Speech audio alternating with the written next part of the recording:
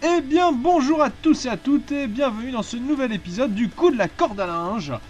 Je suis toujours Vincent. Aujourd'hui avec moi il y a toujours Kevin. Kevin, oui c'est ça. Kevin, bonjour. Oh bonjour.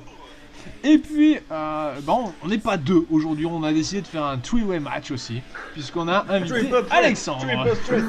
Bon, c'est pas fait. Bonjour Kevin, bonjour Vincent et bonjour à tous. Alors, avant de commencer, je tiens à vous expliquer que aujourd'hui, le coup de la corde à linge, je vais vous expliquer comment Matt Hardy est devenu officiellement le sosie de Cruella d'Enfer dans Les Sangs à Dalmatien. Avant ça, évidemment, on va parler d'autre chose, puisque ça sera notre Dark Main Event, hein, vous savez qu'on adore ça. On va parler de quoi aujourd'hui? J'en ai plein des sujets. Qu'est-ce qu'on prend? Tiens, un sujet qui je pense va vous faire réagir tous et toutes, parce que ça va concerner les filles. Hein? Ça va concerner les filles. Il y a des filles? Eh ouais, il y a des filles, Kevin, puisque on va parler de Sasha Banks et de Charlotte, plus précisément, pardon. Ces filles-là. Ouais, voilà, ces demoiselles. Plus précisément de leur match, leur combat à Hell in a Cell. On va plutôt essayer de voir... Est-ce que c'était les bonnes lutteuses, le bon moment, le bon style de match pour leur donner autant d'importance? Et puis surtout, qu'est-ce que ça fait aujourd'hui que le match a eu lieu? Bah les retombées, c'est quoi? Voilà. Qui veut commencer? Pique-nique douce, c'est toi l'andouille pitch sortie du jeu. Alexandre. Je suis pas une andouille. Alors j'ai regardé le match, j'ai regardé le PPV à Nino en complet et T'as du courage. Je concentre. Ouais, bah le PPV en soi, les matchs à Nino étaient très bons. Donc pendant tout le show, j'étais en direct, j'ai regardé le show en direct et j'étais, est-ce qu'ils vont le faire ou pas le faire, mettre Sasha, Charlotte main event. J'ai eu tout un abroglio quelques semaines avant en annonçant que c'était le main event, donc le dernier match. Après, finalement, il y avait 3 main events. Ils l'ont mis en dernier. Ce qui a fait rager énormément de gens d'ailleurs, disant que le show était fini après le Kevin Owens Seth Rollins. Beaucoup de gens ne voulaient pas continuer de voir la suite. Et j'ai eu du mal au début du match. J'avoue que ça pour parler du match en soi, le début du match était quand même assez lent. La petite scène avec la civière, etc., ça a pris énormément de temps. Le câble dans la Minerve, pire médecin du monde. On est pire médecin du monde. C'est là quand même que tu dis. C'est là que tu te dis quand même que les médecins de la WWE sont pas très intelligents. Et les arbitres sont pervers quand même. Le mec il passe son temps à caresser les cheveux de Sasha Banks, c'est quand même très bizarre. Moi personnellement ça m'a mis mal à l'aise. Ouais, c'est peut-être un R vs R match, hein. Et il touche la soyure des cheveux, il dit oh t'as de beaux cheveux. Ah, c'est peut-être comme ça que c'est décidé le résultat du match. C'était peut-être ça le secret en fait. Et après le match en soi, alors moi personnellement je l'appréciais. Après ce passage, il n'y a pas forcément de sel du dos pendant le match, mais en tout cas le match était très bien. À l'équivalent d'un match masculin, ils ont utilisé la cage. Alors d'un match masculin, Hell in a Cell actuel, c'est sûr que c'est pas du Mick Foley Undertaker, c'est pas du Undertaker Shawn Michaels, mais elles ont utilisé correctement la cage. Elle était assez investie, je trouve.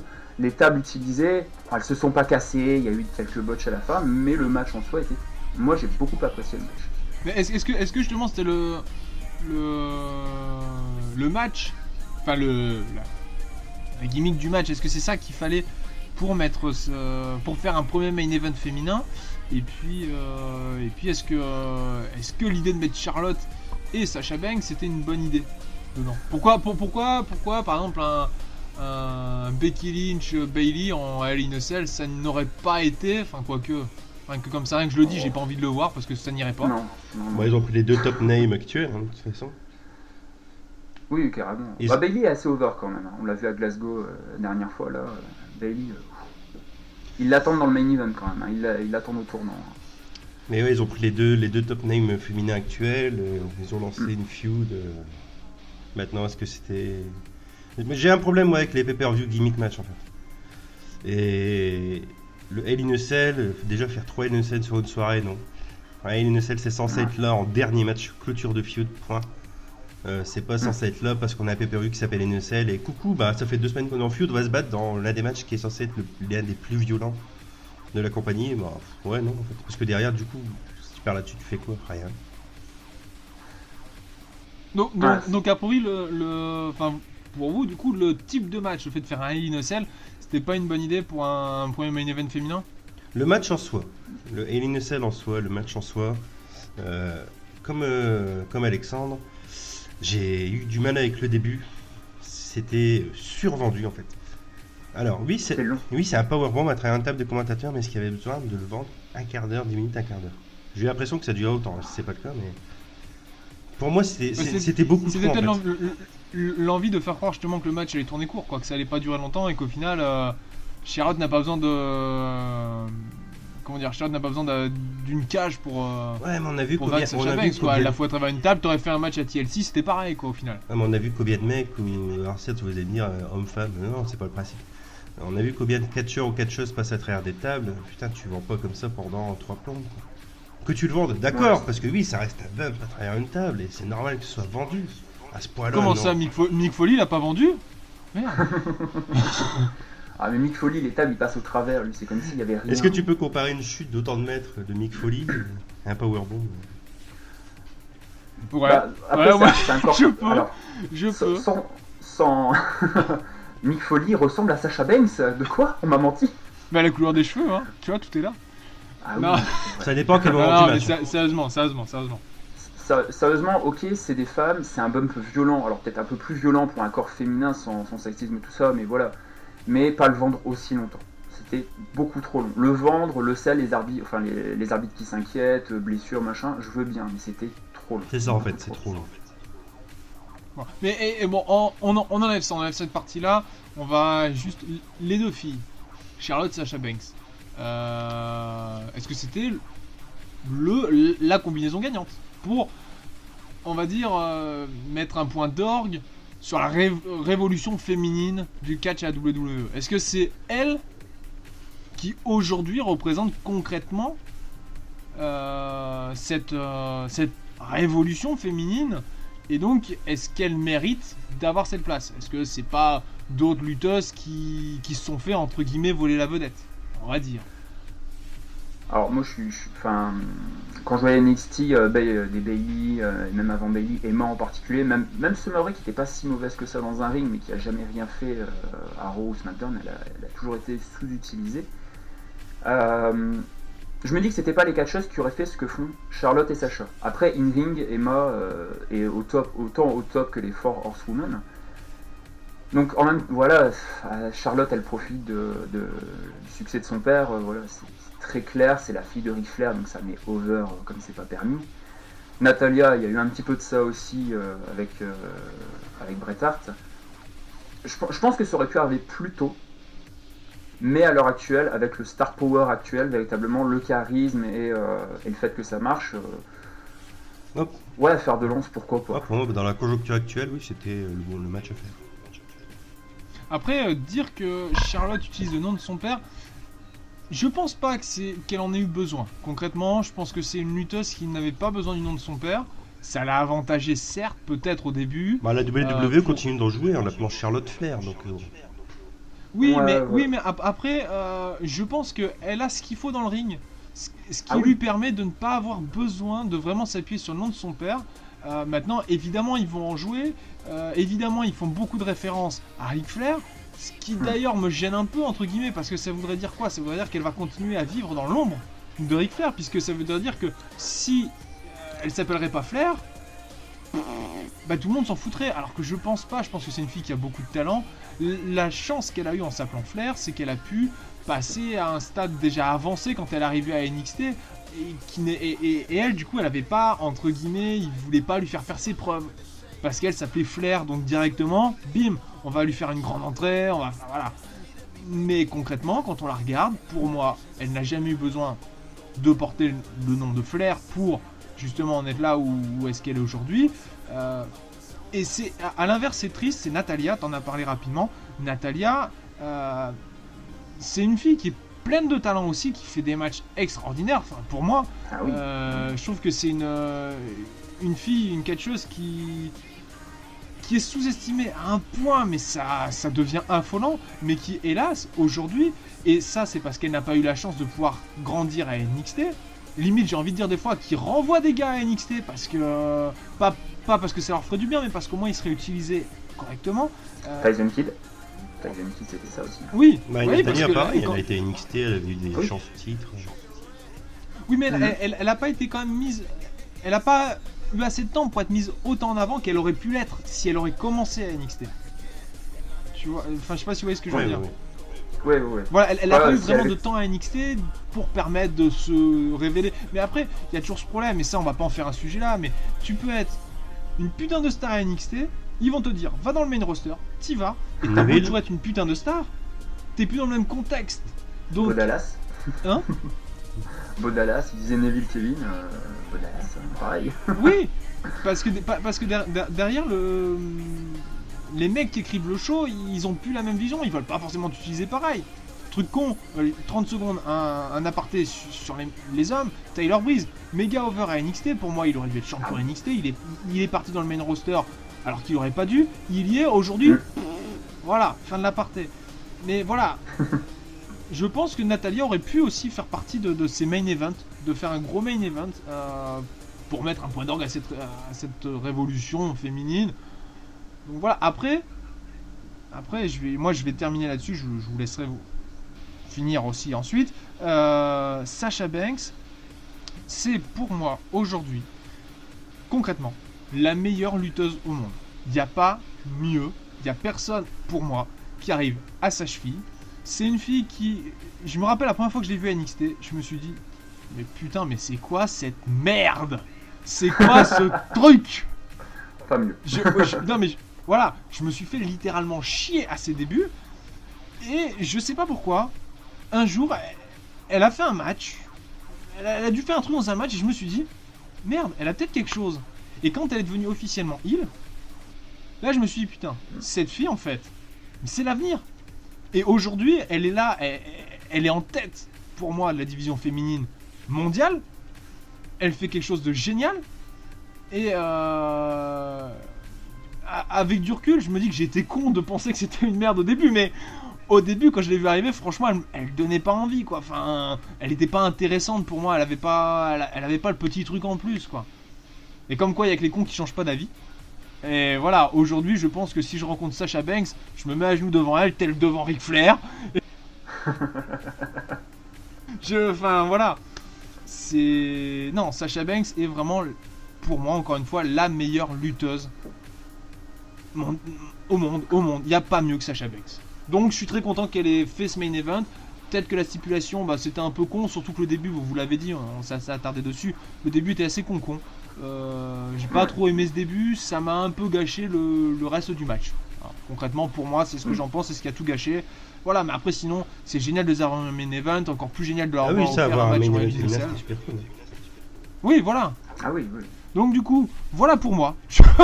Je m'auto-coupe la parole. Ah oui, qu'est-ce que tu veux qu'on dise de plus du coup on a chacun donné nos avis.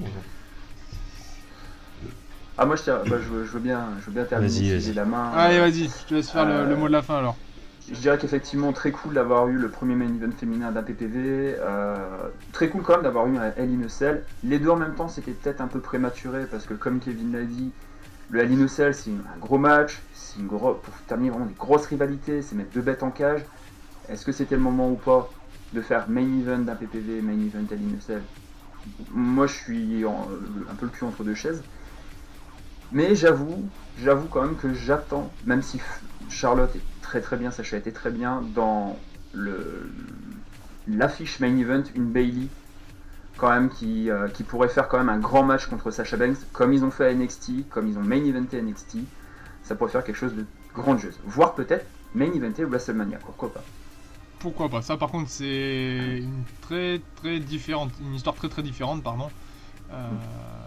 que de parler de WrestleMania et surtout d'un main event féminin à WrestleMania. Je ne sais pas si un jour, Un jour. si on sera encore de ce monde, nous, pour le voir, parce que... Il faut y croire. Voilà, faut y croire.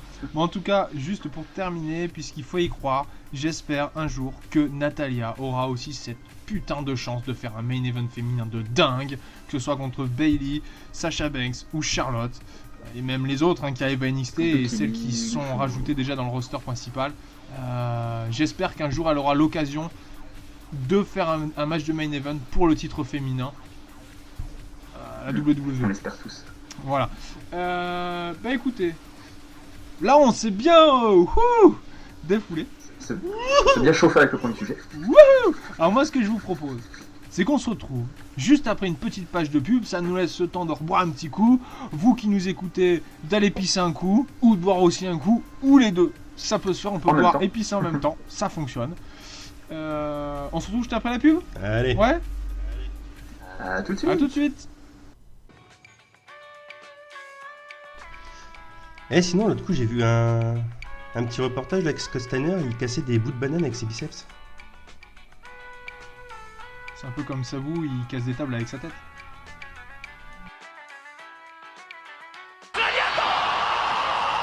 Et voilà, on est de retour, on a rechargé nos batteries. J'espère que vous êtes prêts, vous aussi, messieurs. Oui. Toujours. Voilà, parce que vous savez pourquoi il faut être prêt. Est-ce que vous savez, déjà ? Vas-y, dis-le. Alright, pourquoi ? On veut savoir. Why ? Why, Vincent, why ? Parce que c'est à présent le moment, soit de gueuler, soit de dire ce qu'on a aimé, soit de nous conseiller un match. C'est la vie du professionnel. C'est comme ça que je vais appeler cette section. La vie professionnelle. Oh. Les coups de cœur, les coups de gueule et les matchs conseillés de l'équipe de la corde à linge, pardon. Alexandre, qu'est-ce que tu as en stock pour nous cette semaine ? Alors cette semaine, je vais vous présenter un petit match qui a eu lieu en tout début d'année à la PWG. Donc c'était au show Lenny et c'était Zack Sabre Jr., donc bien connu sur la scène indépendante, Cruiserweight classique, qui fait une bonne petite année, contre Akira Tozawa. C'est un match dont on n'entend pas beaucoup parler, c'est pour ça que je l'apprécie beaucoup, parce que cette année il y a eu énormément de gros matchs, de futurs 5 étoiles, de match of the year, ça part dans tous les sens. C'est un match dont on n'a pas beaucoup parlé, qui a une très bonne intensité, qui a un public mais de feu comme d'habitude à la PWG parce qu'ils sont malades, et qui a aussi, surtout pour moi, un bon développement, un bon in-ring, un vrai travail. C'est pas du spot fait, c'est pas que de la surenchère, il y a le juste milieu, voire même le juste milieu pour créer une rivalité. Donc c'est vraiment un superbe travail de Tozawa, un superbe travail de Sabre, autant sur le plan technique, un petit peu d'aérien, et aussi de la prise bien bourrine à la japonaise. Un match vraiment solide et que je conseille fortement. Vous verrez, pas le temps passer. Pas le temps. Donc, c'était un match à la Pro Wrestling Guerrilla, c'était lequel des shows ? Un hommage à Lemmy de 2016. Oui. De 2016. Très bien. Kevin, tu l'as vu ce match ? Je l'ai harcelé pendant 5 D'accord. mois, c'est ça à peu près. Je me suis fait harceler pour le voir. Bon, alors du coup, C'est vrai qu'il est cool, allez le voir. Oui, on l'a tous vu du coup. Très bon match, on vous le conseille. Nous aussi, évidemment, on rejoint Alex sur ce point-là. Avant de demander à Kevin ce qu'il a en stock, c'est moi qui vais m'exprimer. Moi, aujourd'hui, j'ai un coup de gueule. Oui, mesdames et messieurs, j'ai un coup de gueule à passer. C'est parce que je trouve que c'est dommage d'avoir arrêté Cyber Sunday. Parce que le concept de Cyber Sunday, c'est quand même très intéressant. Le fait de... Alors, moi je pense concrètement que les votes étaient un peu truqués. Des fois je me dis... Un petit peu. Ouais. Si tu prends pas celle-là, je te raconterai une autre. Mais c'est pas grave. Je m'en fous que les votes soient truqués. Le concept est super intéressant. Le fait de rendre un show vraiment interactif, ou d'y faire croire, c'est la possibilité pour les fans de catch de vraiment se prendre pour des bookers, d'être vraiment des maîtres du jeu. C'est-à-dire que le petit gamin qui a envie de voir, je sais pas moi, Jeff Hardy contre Rey Mysterio, il va voter pour celui qu'il veut voir. Donc il y a Jeff Hardy qui va être l'adversaire, il veut voir Rey Mysterio, il va dire je veux voir Rey Mysterio. Il vote, et il est content si Rey Mysterio il gagne, parce qu'il va se dire c'est grâce à moi si Rey Mysterio il a son match. C'est le fait de pouvoir s'impliquer, d'avoir une autre vision du catch implicitement. C'est le fait de se dire qu'on rentre un peu dans la vie des lutteurs et qu'on choisit leur destin. Jouer ce destin. Alors évidemment, Alors, évidemment, ça peut être un retour de Cyber Sunday à la WWE, mais je suis pas contre qu'une fédération indépendante se serve du même processus. Pourquoi pas? Ça peut être sympa. On a quand même beaucoup. Il y a quelques fédérations de comedy wrestling. Pourquoi on n'aurait pas des fédérations qui s'attarderaient sur un projet uniquement interactif? Ça peut être sympa aussi. Pourquoi pas? Ouais, ouais. On pourrait faire un truc comme ça. Donc moi, le concept me manque. Je suis triste que ça n'existe plus et voilà, j'aimerais bien que ça revienne. Donc Vince ou quelqu'un d'autre, si vous m'écoutez et que vous êtes intéressé par reprendre le projet du Cyber Sunday, bah écoutez, faites-le. Hein. Je vous soutiens. Ah, moi aussi. Je vous Je te soutiens. rejoins, je vous soutiens. Allez. Soutenons-nous, soutenons-les, soutenons tout le monde. Voilà. Donc, on va lancer un hashtag pour le retour du Cyber Sunday. Mais si on fait le hashtag en français, peut-être Vince il nous comprendra pas. Bring back Cyber Sunday, motherfucker. Non, pardon. Voilà. Oui, comme une fois. Non. Voilà. Non, on va faire ça. Hashtag Bring Back Cyber Sunday. Et WWE Cyber Sunday. Et peut-être que, écoutez, un jour, Vince, on aura, avec Alexandre, Kevin et moi, peut-être qu'en lançant ce hashtag, on va révolutionner à nouveau le catch. Peut-être que ça y est, on va faire une vague de renouveau. Ou alors il y aura une distorsion et je vais lancer mon hashtag Tabu Tuesday. Bring back Tabu Tuesday. Aussi, Le cheap shot. Oh aussi, puisque c'est vrai que Taboo Tuesday, c'est ce qu'il y a eu avant Cyber Sunday avec le même principe, mais c'était un mardi, et tu m'excuseras, la WWE, ils font des pay-per-view que le dimanche maintenant. Bon, d'accord. Ouais, surtout que le mardi maintenant ils peuvent plus. Voilà. Ils ont SmackDown là. C'est vrai. Et peut-être qu'ils peuvent faire un SmackDown Taboo Tuesday. Ça pourrait être drôle. Hashtag SmackDown Taboo Tuesday. Allez-y. Allez-y, avec un peu de chance, nous écouterons. Kevin, on t'écoute. Alors moi mon coup de cœur va être assez rapide, mais c'est le retour d'Undertaker de cette semaine à SmackDown. J'ai toujours adoré Undertaker et je sais pas si c'est le fait de la nostalgie, le fait de savoir que il est de plus en plus proche de terminer sa carrière, qui font qu'à chaque fois que je le vois, j'en suis super content en fait. Donc voilà, tout simplement. Le retour d'Undertaker à SmackDown. Donc Et ça te fait des frissons. Des petits frissons partout. Après, Ça te donne la chair dans le après c'est un peu comme Brock Lesnar, c'est un événement l'Undertaker, sauf qu'il est encore plus rare que Brock Lesnar. Puis 20 ans de carrière, 30 ans de carrière maintenant. C'est impressionnant. Pas tout jeune. Ouais, Quoi. ouais. Ça fait plaisir. Alors ça aussi, on pourrait faire un débat là-dessus. Hein. Est-ce que les retours d'anciennes stars font vraiment que ça reste intéressant? Hein. Moi, je suis pas contre le retour de l'Undertaker. Maintenant, il y a un moment, bon, ça me fait plus grand-chose. Quoi. Ah, moi personnellement, ça me fait toujours. Ouais, mais t'es bizarre. Non, mais je dis pas que ça me Tu es déplaît. bizarre, c'est tout. C'est Oui. Mais non, mais je dis Hashtag pas que ça me Vincent déplaît. is Je dis... bizarre, de Bizarre One. Vincent is weird. Pardon. Bon, écoutez, je suis bizarre alors. Voilà, on termine notre section coup de cœur, coup de gueule et puis match conseil, hein, match de l'équipe. La vie du professionnel est terminée. La vie du professionnel, c'est fini pour cette semaine. Mais on a encore quelque chose pour vous quand même avant de vous laisser. Attendez, je retrouve ma liste. De quoi on va parler?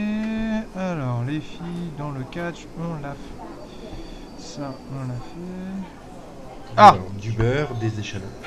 Non, Alors, c'est ce que cuire j'allais à c'est ce 180 que j'allais degrés dire. pendant une demi-heure. Donc on va à présent parler de The Only Olympic Gold Medalist, C'est qui? Connais pas. Kurt Angle. L'accent de malade. Yeah. I speak English very well, you know, and I'm a bit speaking English and speaking French. Yes, of course, you have a right, and don't believe you. Mais personnellement, j'ai Yes, compris Kurt ni l'un ni Angle. l'autre, hein. If you listen to me, Vous en please. faites pas, vous êtes pas les seuls ok, dans la ok. conversation. Ah, pas de sérieux là. Ah oui, quand même, merde. Oh. Donc, vous l'avez compris, mesdames et messieurs Kevin et Alexandre, nous allons parler de Kurt Angle.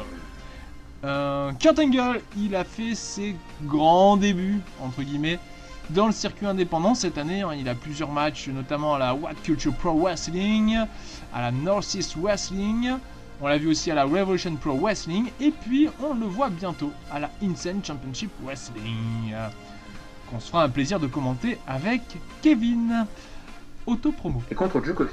En VF, sur demande de la Insane Championship Wrestling. Allez-y. Et ce sera évidemment à Fear and Loathing. Donc, Voilà. il ne vous reste plus qu'à regarder. Alors, donc quelques matchs de Kurt Angle dans le circuit indépendant, ça le change vraiment de ce qu'il a l'habitude de faire, hein, puisque là il affronte des mecs un peu plus underground, même s'il a affronté Cody Rhodes quand même à plusieurs reprises, enfin 2 fois, ils sont à une défaite chacun, hein, donc ils ont gagné chacun une fois, puisqu'ils ont perdu chacun une fois. Il a affronté aussi Joe Hendry, on va bientôt le revoir affronter Joe Hendry. Il va affronter Joe Coffey. Joe Coffey.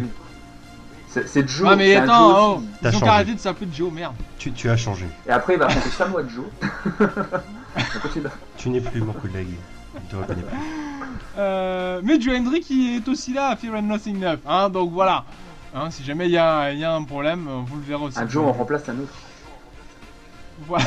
Voilà. Qui est Joe? Voilà.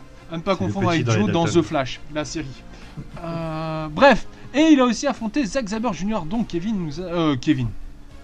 Alexandre nous a vanté les plus grands biens tout à l'heure. Je suis perdu. Alors, du coup, Kurt Angle, ça le change. Est-ce que vous avez vu des combats de lui là justement récemment? Oui, plus ou moins récemment. Ouais. Surtout la WCPW. D'accord, qu'est-ce que vous en avez pensé? Si je peux commencer, moi concrètement j'ai vu que son match contre Zack Sabre Jr. à la Revolution Pro Wrestling, et Alexandre m'a parlé de son match contre Joe Hendry, et de ce que j'ai cru comprendre c'est plus ou moins le même délire. Sauf que moi j'étais à la base très content de voir Kurt Angle arriver sur le circuit indépendant, d'autant plus sur le circuit indépendant anglais où il y a de très bons lutteurs. Boum, premier match contre Zack Sabre Jr. What the fuck, le dream match qui arrive là, ça va être de la folie. C'était la folie pendant 6 minutes en fait. C'est un match au total, si tu enlèves les entrées et tout ça, la pop énorme que peut se prendre Kurt Angle, c'est pas le souci. Le match dure 6 minutes quoi. C'est une blague, c'est juste une vaste blague. En plus à ce moment-là, Zack Sabre était encore le champion de la Rev Pro.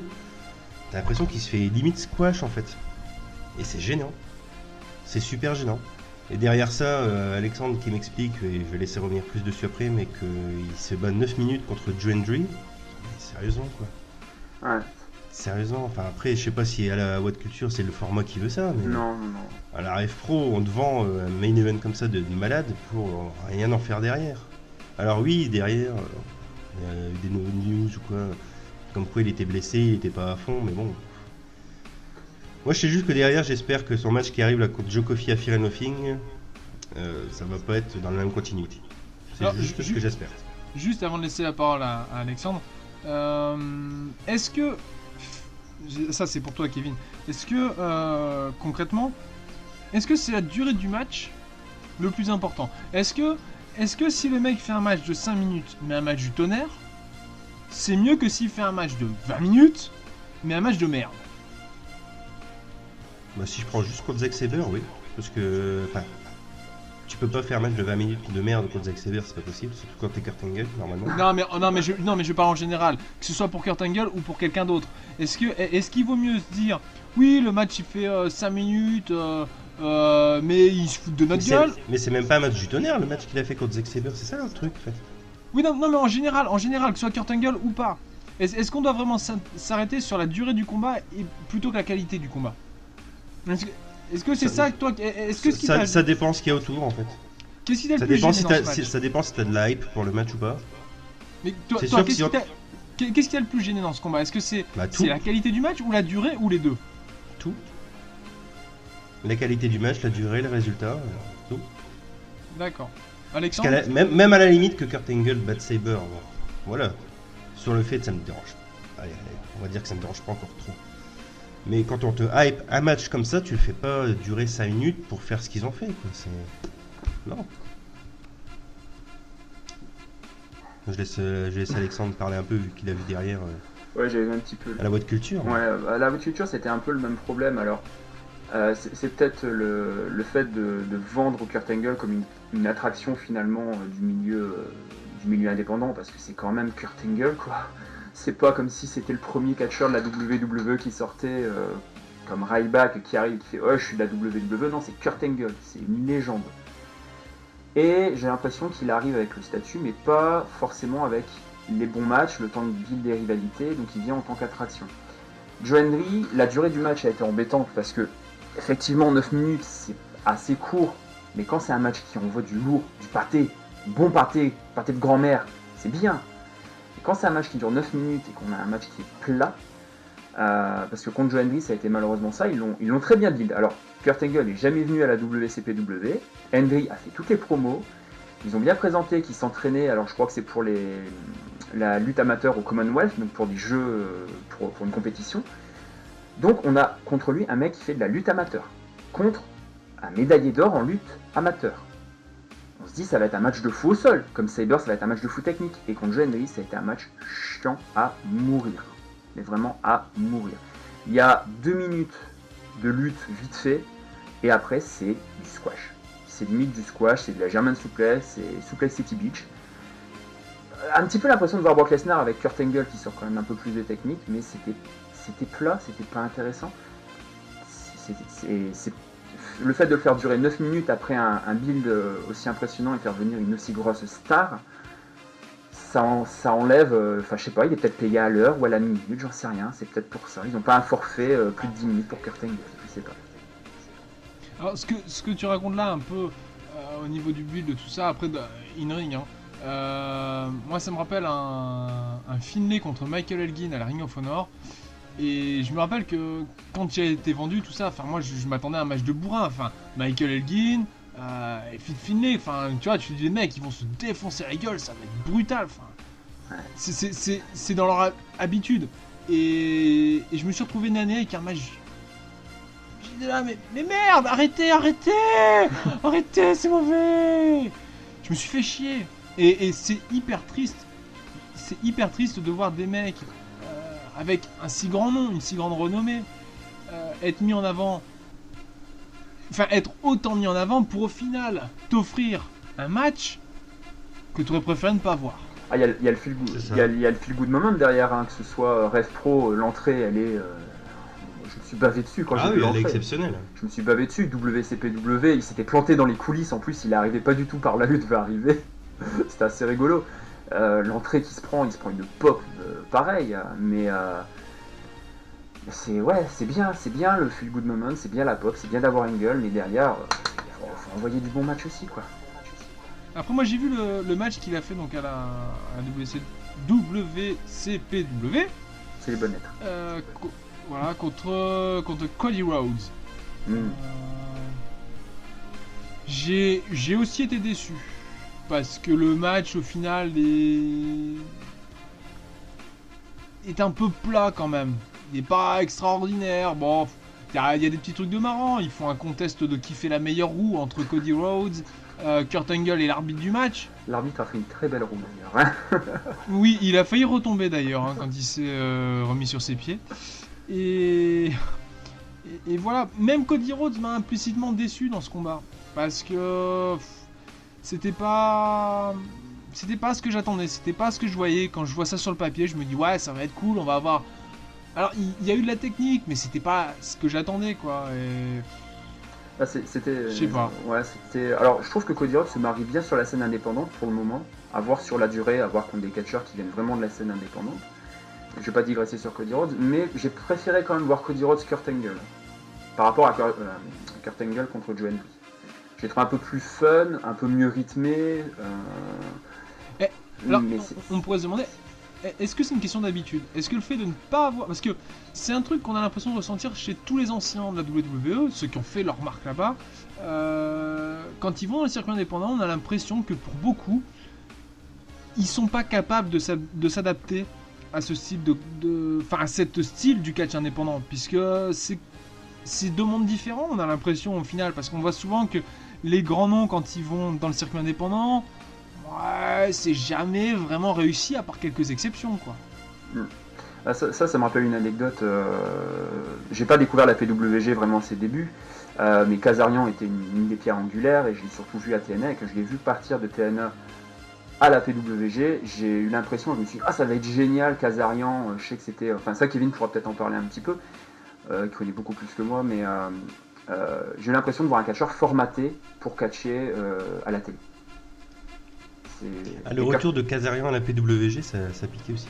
Ouais, Kurt Angle. Le match lui-même était très bon, mais c'est pas ce que t'attends quand tu regardes la Pro Wrestling Guerrilla.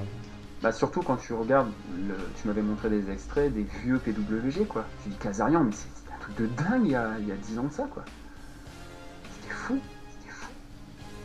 Alors c'est peut-être ça aussi le problème, peut-être que c'est pour ça que oui, Kurt Angle est un gros nom qui ramène des gens, qui fait venir du monde, qui fait parler, mais peut-être qu'au final il est tellement formaté oui pour faire un produit en particulier qu'aujourd'hui il se retrouve un peu genre c'est pas son domaine quoi. Pourtant c'est genre un des catcheurs que je préfère et voilà, à un moment faut dire ce qu'il est là actuellement. Faut peut-être lui laisser du temps. Après, il est pas tout jeune, il est pas non plus à 100% quoi, Kurt Angle. Hein. C'est pas un mec qui est à 100% depuis. Après, je sais que moi, je suis bien conscient qu'il ne fera plus les choses qu'il a pu faire il y a 10 ans ou un peu plus quoi. C'est pas le problème, ça j'en suis conscient. Mais ouais, on en attend quand même plus que ce qu'il nous montre. Ouais. Alors est-ce qu'au final le problème on va terminer, je te laisse terminer Kevin, après Alexandre tu termines et puis... Le problème est pas qu'il comme tu dis, il est pas en forme et donc il livre ce que nous on voit pardon. Est-ce que lui peut faire de mieux maintenant? Je sais pas, mais à voir. Pareil, j'attends de voir un petit peu, voir comment il va s'acclimater et le voir aussi contre des adversaires peut-être qui ne sont pas sur son terrain, pas sur le terrain de la technique. Alors il a pris de l'âge effectivement, mais je pense que de la technique il peut encore en faire. Un Fit Finlay, voilà, on est quand même capable, il sera capable jusqu'à 60 ans de casser la gueule de n'importe qui. Je pense qu'Angle peut faire encore de la technique, mais contre des mecs qui ont un style différent. C'est pour ça que j'attends quand même assez le Joe Coffey Kurt Angle à la ICW, On Demand en français. J'attends quand même de le voir parce que ce sera un combat différent vu que Joe Coffey est quand même un peu plus dans la force brute. Donc j'attends de le voir un peu plus Kurt Angle sur la scène indépendante. Ok, alors, vous savez quoi, on a terminé maintenant, c'est fini. Non. Le coup de la corde à linge, c'est terminé aujourd'hui. C'est terminé, Kevin. Oh non. Oh. No. C'est terminé. No. No.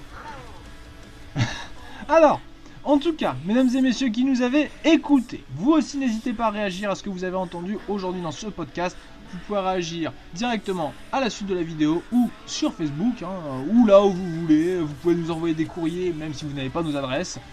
Mais allez-y, faites-vous plaisir, collez des stickers dans la rue en écrivant le coup de la corde à linge, c'est de la balle, ou le coup d'accord de la linge, c'est pas de la balle. Allez-y, taguez les murs avec notre nom partout, vive le catch et tout et tout. En tout cas, n'hésitez pas à nous dire ce que vous avez pensé aussi du match entre Charlotte et Sasha Banks. Si pour vous, eh bien, ce sont les lutteuses qui méritent d'avoir été mis en avant pour ce premier main event féminin et surtout dans cette stipulation. N'hésitez pas non plus à réagir au sujet de Kurt Angle, ce que vous en pensez actuellement de la scène indépendante, et puis même, pour aller plus loin, pas que Kurt Angle, de tous les anciens WWE qui débarquent ou qui reviennent dans la scène indépendante. Qu'est-ce que vous en pensez? Vous pouvez aussi réagir à nos coups de cœur, nos coups de gueule et nos matchs. Vous pouvez aussi nous conseiller des choses, faire vos coups de gueule et vos coups de cœur. On répondra à tout ça avec plaisir. Et je vous l'avais promis tout à l'heure, Kevin, est-ce que tu peux aller me chercher s'il te plaît? Il y a le coiffeur de Matt Hardy qui est avec nous. Ouais, mais on doit remonter le quand on est plus tard. Non, mais je l'ai fait venir quand même des States pour qu'il nous explique comment il a coiffé Matt Hardy pour qu'il ressemble à Cruella. Oui, enfin depuis tout à l'heure j'essaie de te prévenir, mais tu n'écoutes pas, c'est tout maintenant, t'as su, tu te débrouilles avec lui. C'est pas mon problème. Je m'en vais, je suis plus là. Au revoir. Non, mais il faut qu'il vienne. C'est Broken Matt. C'est le coiffeur Broken Matt. Bon, bah ce sera... Tant pis. Pour une prochaine fois. Bon, bah en attendant, qu'est-ce qu'on va aller faire? On va aller se coucher. Alors, je vous dis à plus les mecs, Kevin, Alexandre, à plus les gens. Bah, à plus Vincent, à plus Kevin qui est déjà parti. Il est parti se faire coiffer, j'imagine. En fait, c'est pour ça, il a pris réservation avec le coiffeur de Matt Hardy. Parce que... Ah, je sais, Kevin veut se présenter comme sosie de Matt Hardy, lui-même sosie de Cruella. Faut pas le dire aussi. Ça va faire un sacré gang. En attendant, on vous souhaite à tous une bonne journée. Et puis évidemment, vive le catch. Lariato!